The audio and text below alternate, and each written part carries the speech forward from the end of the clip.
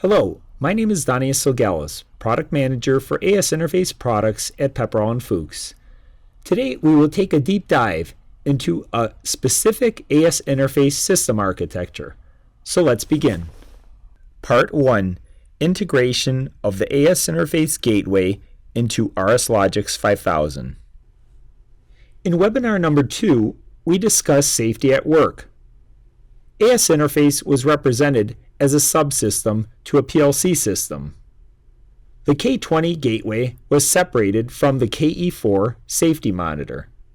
Note, the K20 EV gateway does not have safety monitor built in. As a result, a KE4 safety monitor is required in order for the system to support the safety requirement. The cost of the AS Interface K20 EV24 gateway makes this scenario especially attractive. This architecture is advantageous when network size is less than 60 nodes, the cost of a K30 gateway is difficult to justify, and safety devices are still required in the application. In this presentation, I wanted to break down the integration process into 3 stages. First, we must integrate the EV24 gateway into a Rockwell Automation PLC. Next, we will create a safety program in the KE4 safety monitor.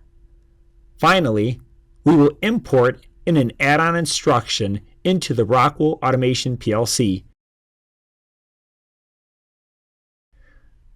So let's begin with stage 1 of our integration process, integrating an EV24 gateway into a Rockwell Automation PLC. The process has not changed from what we learned in webinar number 4. We begin with step 1 by downloading the toolkit. Next, we register the EDS file, define our gateway mapping, import our description files, and finally have the ability to view input and output status.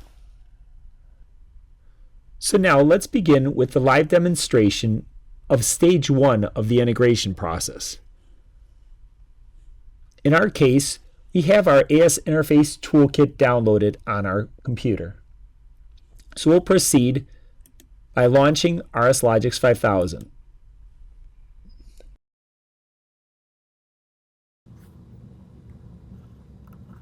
In RSLogix 5000, we'll begin by selecting File, New, and selecting the controller that we will be using for our application.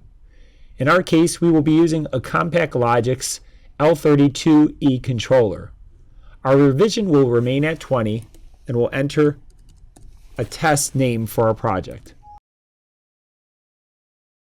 The key piece of stage 1 in the integration process is getting the identity of the EV24 gateway represented in the I/O configuration. So as we learned in webinar number 4, we'll do a right-click on Ethernet, select our new module,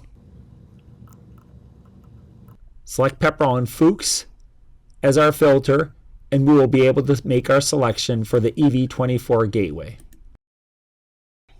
We will enter the name of the gateway as Gateway 1, and our IP address as represented in RSLinks for our gateway is noted here as 192.18.10.74. Thus we will use that here as well.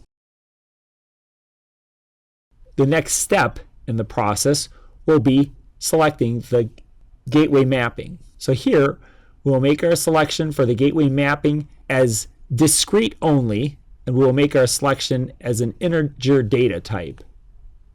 One thing to note is with an EV24 gateway, we only have a single network. So again, very compatible for networks less than 62 nodes. Our mapping will be completed. We'll click on the process, and we have our gateway mapped into the I/O configuration. The next step in our process will be importing in the description files relevant to the gateway, the EV24 gateway.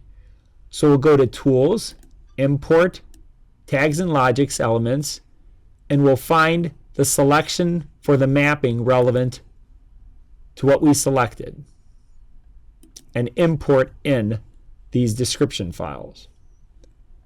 At this point, we have our controller tags defined with integer data types, and we'll just confirm to assure that all the descriptions have been properly populated. This completes step 1 of our integration process.